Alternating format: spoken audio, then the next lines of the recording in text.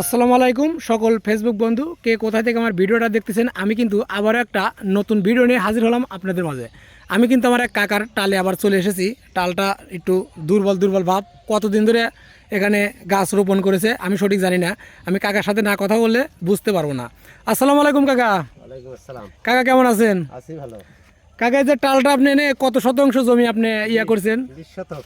20 শতাংশ জমি আপনার এই আমি অন্য অন্য টালে গেছি, দেখলাম যে একবারে ভরপুর। আপনার এটা একটু পাতলা, কারণটা কি? পাতলা কারণ হলো এটা হলো এত উঠছে মানে পরে বুনছেন আর কি? না পরে না, ওই গাছ একটু নিম আছে ছিল, এখন এখন সারিয়ে যাইতেছে, এখন গাছ ভরে যাবে। ও এখন অল্প মানে দূরত্বই একবারে টাল ভরে যাবে। হ্যাঁ ভরে যাবে। ও তাহলে এখানে আপনি মানে কৃষি জমি যেহেতু আপনার তো এখানে শ্রম দিতেই হয় প্রতিদিন কম বেশি, প্রত্যেক দিনই লোক লাগে। প্রতিদিন। আর এটা আপনার এই বীজটা রোপণ করছেন আজ কয় মাস ধরে?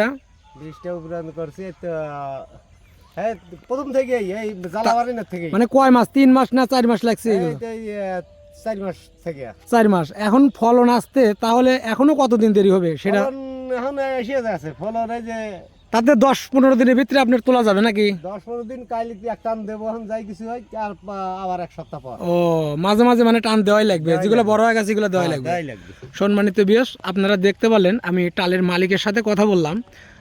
সে গাছটা হয়তো সবার পাশে এটা বোনার কারণেই কিন্তু এর জাংলাটা তেমনভাবে ভরেনি।